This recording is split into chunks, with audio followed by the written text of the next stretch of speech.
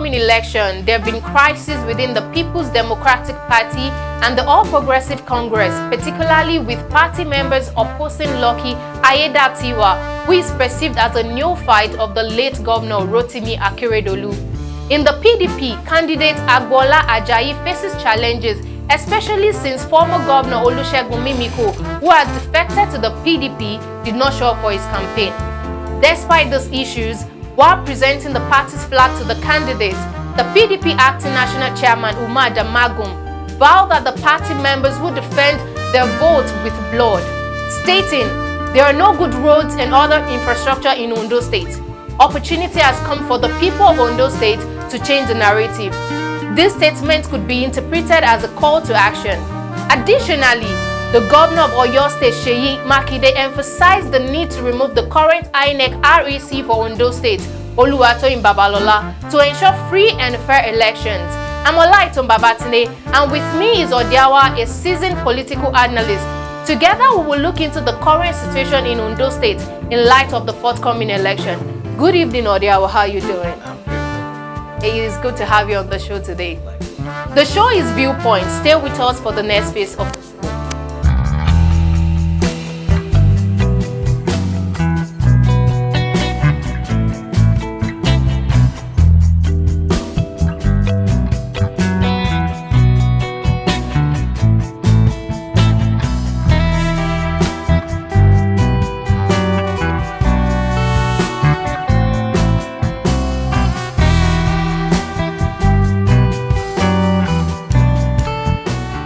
Welcome back to the show. As stated earlier, the gubernatorial candidates in Ondo State are jockeying for the governorship position, and due to the state's political dynamics, it's difficult to predict a clear winner. Every candidate has actively campaigned, presenting their manifestos to the people. How do you think the political landscape in Ondo State will change as the governorship election approaches, with each candidate working to solidify the position, Odiawa? Frankly speaking, when it comes to off-cycle elections, it always has to play out being a three-horse race. Okay. We saw that in Kogi, we saw that in Imo, we saw that in Bayelsa. Just concluded elections in Edo State, we saw that likewise. But a situation whereby we now begin to see an underdog of a political party emerging as a shadow party, let me put it that way, it always gives room for people dropping their jaws. Like a state like Kogi, now we had PDP, we had the APC, and then we had the SDP. In Edo State, for instance, we had the APC, we had the PDP, which are paramount parties, then we had Labour Party. Now, it's now kind of funny. Why? Because I want to believe probably it's because of the person in question. Now, we have the PDP, the APC, and we have the Zenith Labour Party, which is actually drawing attention of people in Ondo State. So it's a case whereby Nigeria or even the states now are gradually metamorphosing into a status quo whereby they are no longer tilting towards the party name. They are actually tilting towards the candidate is actually out to sell, judging from the candidates in which they have. Rumors or news making the rounds is that some party members might not even stand up to the incumbent. Why? Because of his dominance in power. But I want to believe that as we progress, we should know why that should always be. All right. When strong political party stakeholders go out to support a new aspirant, it means there is unity in that political party, regardless of the facade. We know that there are internal conflicts. We have the issue of people not even wanting Lucky Ayedatiwa to contest for this position. But regardless, over time, strong political leaders go out to support an aspirant during their campaign. And this is also evidence in Agboola Ajayi matter, where the governor of Oyo State, the governor of Osun State, and Bauchi went ahead to support him during his campaign. What impact do you think these have on elections generally in Nigeria?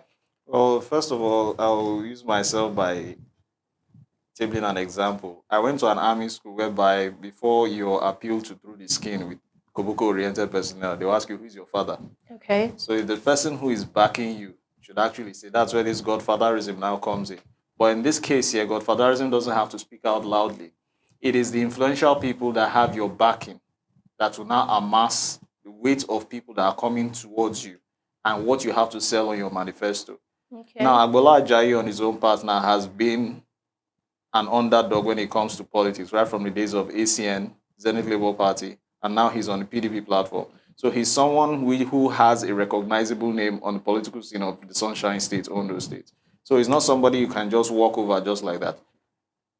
Regardless of other candidates or other politicians, they are also influential also, but we're talking about the PDP here.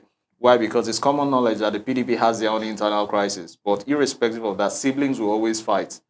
The ability for them to now manage the cohesion is what is important to actually propagate that unity. And I think that's what the PDP has tried to do in most of their campaigns and rallies. And I think it's when there's a crack, that is when other political parties will now see to use that to begin to re-strategize. Now, the PDP on its own part now is throwing its weight now, talking with the likes of Oyemekun, who has performed outstandingly well in Ondo State. Then dancing Senator Adeleke Davido's uncle, who has performed excellently well in Osun State. And we also have Bala Mohammed from Bauchi State, who is actually doing his things. Then the big wit, of course, the acting chairman, Damagun, who is also doing his own. We could see pictures from there where they are touched down, trying to throw their weight behind the man to at least let people know that this is a man that we also have our backings towards to. All right. Okay, so let's talk about INEC now. Governor Seyi Makinde stated his fear in regards to the INEC REC Oluwarotimi. He said that she should step down because she's someone from Ondo State, and because of this, there might not be free and fair election because she's from Ondo State, and this means that she would have someone that she's supporting. But then there's a rebuttal from Alhaji Ajayi, who is the publicity secretary for APC, and he stated that she is not from Ondo State and that it is a false accusation from Seyi Makinde and also the member of PDP. What impact do you think this would have on the voters? What influence do you think this statement made by Seyi Makinde would have on the people? Well, actually, it's a two-way thing. First of all, when it comes to INEC as a body owned by the government, an electoral umpire, we need to focus on what the government preaches about: neutrality. So you being neutral in government, serving under a governmental institution such as an electoral umpire, INEC, now supervising the Resident Electoral Commission, the REC, you on your own part, you ought not to be partisan, getting involved in politics. You are just there to maintain neutrality, to make sure that who actually wins actually emerges. So if actually she's from Ondo State, I would think maybe on the part of Seyi Makinde, if his facts are right, it would be a case of she actually being evicted because there's going to be some sentimental attachment. Why? Because she's actually from there. Stories making the rounds from one of the articles I read is that the parents are also actually from there. Okay. So there's just going to be this emotional attachment to make sure that her own candidate actually wins. It could be that the mother is actually from a particular place, from a particular candidate who is going to emerge, or the dad is from a particular place, or the candidate who is going to emerge. So there will be that sentimental attachment, which is now going to even tilt. But secondly, on another note, she's an indigene of the place. So bringing an indigene down to the place there, that is where it now begins to look as if, no, it's going to be a malign factor, whereby is she actually going to be capable in her job, actually standing for credibility, fairness when it comes to INEC, which, of course, they've always been doubted. So these are the two sides we need to even look at. So on the part of Seyi Makinde, if his facts are right, all well and good. But if they're actually not right, I think it has to go the other way around. All right. And I would also say one thing Nigerians have always looked forward to is free and fair election. And when they don't seem to get it, it's become a problem in the country, because what is the point of having an election? And I think normally the state resident electoral officer is not supposed to be from that state in order to achieve the free and fair election. But with this situation, we could only look forward to the government looking forward to this, looking at the situation. Now, Agboola Ajayi was a former deputy governor under Oluwarotimi Akeredolu, and because of a fallout, he resigned in 2020. Now, after the fallout, he decamped to PDP. This could serve as a two-edged sword for him, because now he has people that support him in the APC, and then there are people in the PDP that also support him. But because of the fallout with his former boss, the APC member might see him as, or let's say the people, the citizen of the state that are APC member might see him as a traitor. And because of this, I feel this might deter his political ambition. How do you think his experience as the governor might affect, as a deputy governor might affect his campaign strategy and voters' reception in the upcoming election? Either impact negatively or positively. It could make or mar the situation. So we should look at it in the sense that he has actually acquired experience from the APC and also been embraced by the PDP. So currently now the landscape now, the climate now in Ondo State is one which is kind of uncertain. You can't predict the political weather. Why? Because even the so-called big wits and stalwarts, the likes of Jegede, I was discussing with a friend this morning, Okay. just to mention Jegede or a few, they didn't actually come out to actually make their stance actually known. Now, if we look at it closely, we can see Shea Makinde from outside the states, Adeleke from outside the The states, state. then Bala Mohammed from outside the states.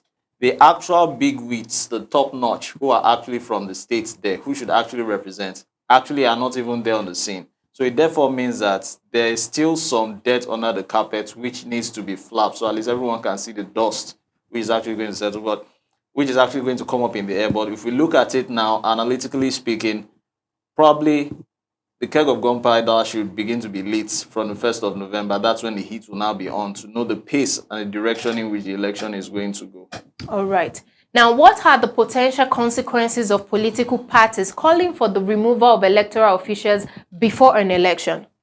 Well, the consequences, we should also look at it this way, in the sense that the power of incumbency might come into play. We could see what happened in the Edo State elections, where Governor Obaseki was trying to influence the decisions of the electoral umpire even before the announcement of the results. Yeah. So I think I made mention of neutrality and independence. So you cannot be calling it an independent national electoral body, yet still it is not really independent on its Okay. own. So even the resident electoral commissions, they have so much, will I say, the boots of the governors are on them. That's why I mentioned the power of incumbency to be able to influence their decisions in the elections, be it at the local government or at the state level. So these are things we should also look at. The governors on their own part, their role should be clearly defined, that autonomous role. They should remember the fact that once they are out of office, it expires.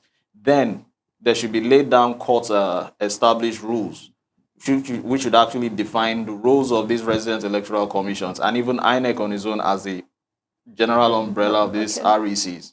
So by the time all these things are checked, I think probably elections can be actually be free and fair and credible enough for them to go on. All right. Now, with the situation of things in the country, the people are clamoring for the welfareism. People are hungry. But then the acting chairman of the PDP National Party now is saying that the people of Ondo State needs good road, according to him, and infrastructures. And also in the manifesto of Agboola Ajayi, it was a focal point that infrastructure is even the first thing that he wants to do. But do you think what the Ondo people need right now is infrastructure or the welfareism when it comes to feeding and, having surplus food in the state? I will start by saying a hungry man is an angry man. Yeah. So I think the welfare should be taken care of first. If I am stinking and I approach you, you will definitely close your nose and move away. Sure. So I think probably welfare should be addressed before you start thinking of the infrastructure. Well, the country, no doubt about that, it's quite long overdue for infrastructure. Oftentimes, when this infrastructure is to be taken care of, and you have not taken care of the welfare, that is when anarchy begins to set in. People begin to complain, and in the process, they go the extra mile by cursing the government. And when the government is not performing as a result of curses from the same said people, there's no functionality in government, and you're still in the same cycle. So I think welfare should be addressed, and we are long past this due of addressing infrastructure, whether it's roads, whether it's industries, whether it's schooling, name it. We are long past this level because it's not a case of you coming every 4 years to tell us you're going to fix some roads. Why? Because the roads need to be fixed. You don't need to be reminded your job while you're on seat because it's something you ought to do. Oftentimes, let's take for instance, there's a road in Ogun State, or to be specific, a particular mile is tarred and a particular mile will not be tarred. Why? Because votes were not cast for a particular political party. So this sentiment-based bias, it also affects people in the long run. So by the time you look at it, it doesn't really make sense. I think politicians here, we need to outgrow this mentality whereby we are not serving the interests of the party alone. The party only produces us, or produces the flag bearer, or produces you. Now you as the individual, by the time you have now gotten that elective position, you are now accountable to not only the political party, but also the people who actually voted you at that. So I think probably welfare should be addressed initially in the status quo in which every Nigerian finds himself currently. When that is taken care of, you can now think on the next move to make. And I think another problem these politicians have is there is something we call continuity. But because it's a PDP member that was there before, and then this PDP candidate obviously started a good road for the people, but because an APC member won the election and they tend to leave the road and not do something about it, and that is why they now think now that the most important thing for the people is infrastructure, whereof what the people need right now in Nigeria generally is to eat. Like you said, an hungry man is an hungry man. And like I said last week, that the problem we have in Nigeria is the fact that the country, the people in government tends to do things at the wrong time. They have the right thing they want to do, but it seems they pick the wrong time to do it. And that has become a problem for us in Nigeria, because when people are hungry and you're telling them that what you want to do for them is infrastructure, is that what they really need right now? Is that what your strategy is supposed to be focusing on? So conclusively, looking at the election in Nigeria, let's take, for example, the previous 2023 election and also the recently done election in Ondo State, we can see how much of a role social media plays in election. So in your own opinion, what is the role of social media in this current forthcoming election that we're looking forward to in Ondo State? Well, there should be an awakening like every other election previously. That is to let us know and keep us informed on the stakeholders in the elections. Are there lapses? Where have they done well? Because the media is all about creating awareness. So the stakeholders here involved are the electorate, people who are actually going to cast their vote or ballot. We have the politicians also. How well have they performed to make or mar the elections? Yes. Then you now have the electoral umpire. How well have they performed based on logistics in delivering the electoral materials or items to make sure that elections are optimally functional to the best of their capacity? So the media will also create awareness. Then lastly, we now have the observers. The observers who will actually be making sure that, okay, at so time, these are the number of votes which have been cast in certain polling units. So are these figures actually right? Are they in coherence with what INEC has actually given? So the media will actually let us know and keep us informed as to, okay, this is what happened. Are there vote buying cases? The media will actually let us know. Peradventure, people try to hide this stuff out, sweep them under the carpet. The media will definitely make sure that they raise the carpet to make sure that dust rises. That is where the media should actually come in and make those people who are of limited intelligence are actually informed on the electoral cycle. But what about the interference from other political parties, say the national political party in the media? Now, for the social media, it's easy for anyone to just post anything. But when it comes to the media, which is the fourth arm of government, we believe that there should be no political interference. But we would be lying if we say that the media in Nigeria presently, that there is no political interference there. It could be from allegiance. It could be that the media house is owned by a political member. But in regard of all of this, what can we say about political interference in in media and how it has affected electoral process in Nigeria so far? Well, growing up back then, my mom and dad were in Radio Nigeria. So it was a case of when the military is taking over, the first thing you hear on the radio or the TV is fellow Nigerians. So I would say the interference has drastically dropped compared to what it used to be when military transitioned into civilian regime, particularly in 1999, into the first phase of the democratic era, return to democracy, whereby the likes of media giants like AIT or channels will be shut down. Why? Because a particular thing was said on air, maybe in News at 10, maybe on News at 8. So media gagging now, I would say, has drastically dropped now because the caliber of media personalities we have now are the ones who are bold. Why? Because of the era of smartphones. Back then, you didn't have smartphones to be recording live. And somebody can see it. Maybe you have someone who has subscribed to your channel or maybe is following you on a particular platform, be it IG or Twitter, and you're on live. By the time you're recording that and a police officer is choking you on the neck and you're saying you cannot breathe, and say, okay, you try to correct or maybe raise alarm over votes buying and they're choking you on the neck, and someone sees that, they say, oh, it's social media personality. Before you say the video is shared. And when it's shared, it goes to another platform. And that's where you begin to hear the word viral. And when it goes viral like that, before you say Jack, everyone has heard it. They start looking for cover-ups to make. So the media on its own part, I would say with the aid of cable network now, which is vastly spreading everywhere, and even social media, because every media house is also on social media. Yeah. So I would say with the aid of these things which have come on board, has actually checkmated the interference of politics. All right, thank you very much, Odiawa, for joining me on the show today. In an anticipation reaching a peak in Ondo State as election approaches, we can only hope the best candidate wins. We urge the people to come out in large numbers to vote while staying away from violence and vote buying. Let's work towards a peaceful electoral process, and may the fears of Governor Seyi Makinde and other PDP members be allayed through a free and fair election. I'm Olaiton Babatunde, and with me has been Odiawa Hehai. Be sure to follow us on all our social media platforms at VG Media on Instagram, Facebook, Twitter, and TikTok. Don't forget to subscribe to this channel for more content. Thank you for watching.